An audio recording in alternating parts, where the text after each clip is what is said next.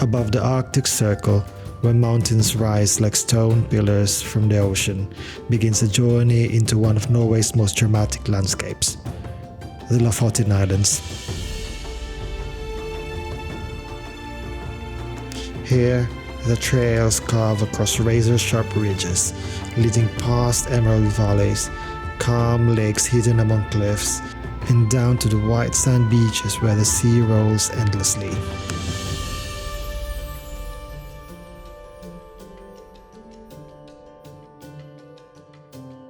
Every step carried me deeper into the landscape carved by ancient glaciers, scrambling over rocks that were polished by centuries of storms and pausing at viewpoints where the horizon stretched in every direction.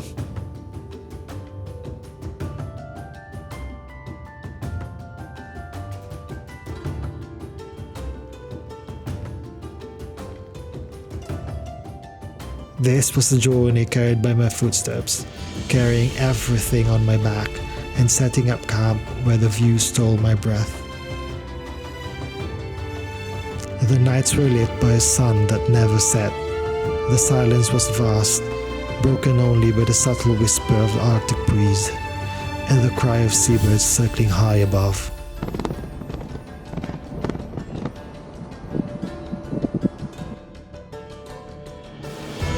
This hike was about immersing into nature's raw, untamed beauty and finding the serenity among the lakes, peaks, and fjords of Lofoten. Join me as I walk across one of the many islands of Norway's magical Lofoten.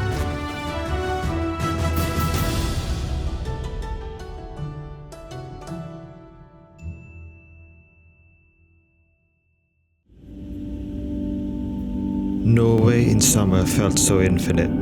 Looking out the plane's window, fjords stretched like blue deep veins across the land. Mountains rose sharply from the earth. Their ridge glowed green beneath the golden Arctic sun.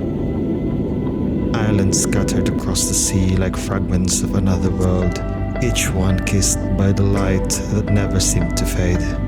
The descent into Bodo revealed a city cradled between the ocean and the mountains. The light here was different, softer, endless, yet powerful enough to paint every surface in gold. Stepping onto the runway, the air greeted me first, crisp, clean, touched with salt from the sea and warmth from the lingering sun. The call of seabirds carried over the hum of the town, and somewhere beyond, waves broke against the rocky shore. This is Bodo, the edge of the Arctic, a place that feels both quiet and wild. This day is for slowing down, for breathing in the rhythm of summer this far north. As I stepped into the town center, I noticed a festival taking place. People gathered to enjoy the spectacles. I was lucky enough to witness the Coastal Convention, the largest fair and festival for traditional and historic boats, boat building and coastal culture, gathering some 250 boats from all over the region. People sang, children merrily played, and shoppers browsed the items in the stalls scattered along the coast.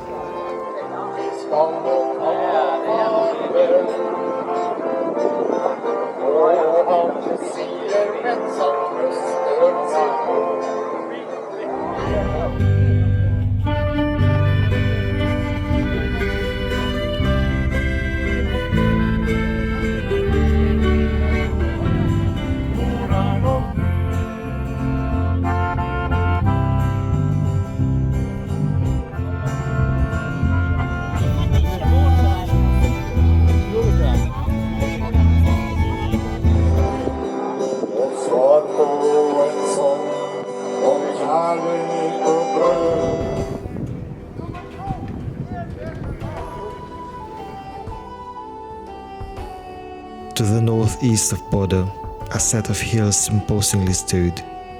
I decided to prepare my body for the long-distance hike in the next few days by doing a quick loop up those hills.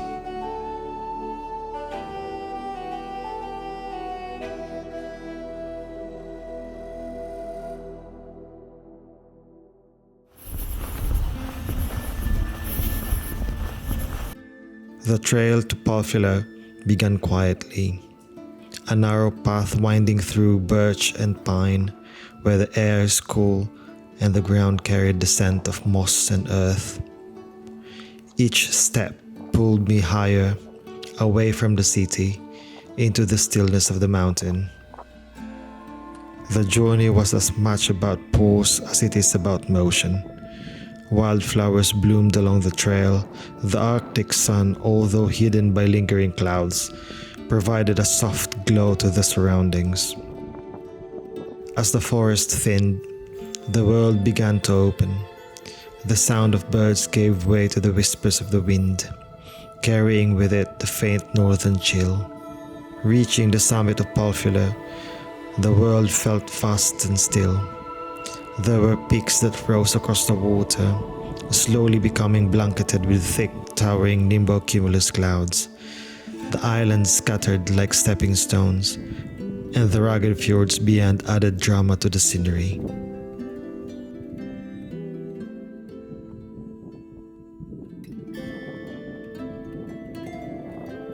And then, the view appeared.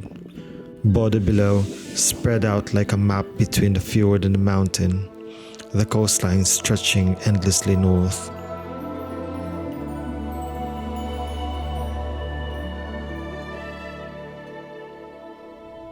Pallfjellet is not the tallest mountain in Norway, nor the most famous, but from its summit, the north reveals itself in a way words can barely hold.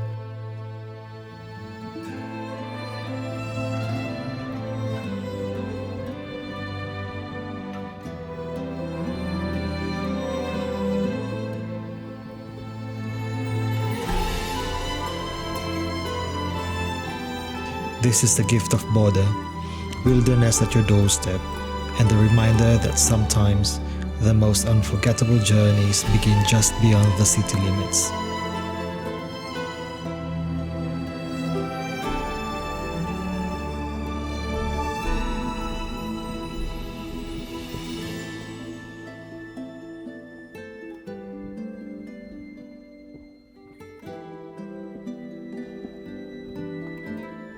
And finally, I felt ready for the bigger trek ahead.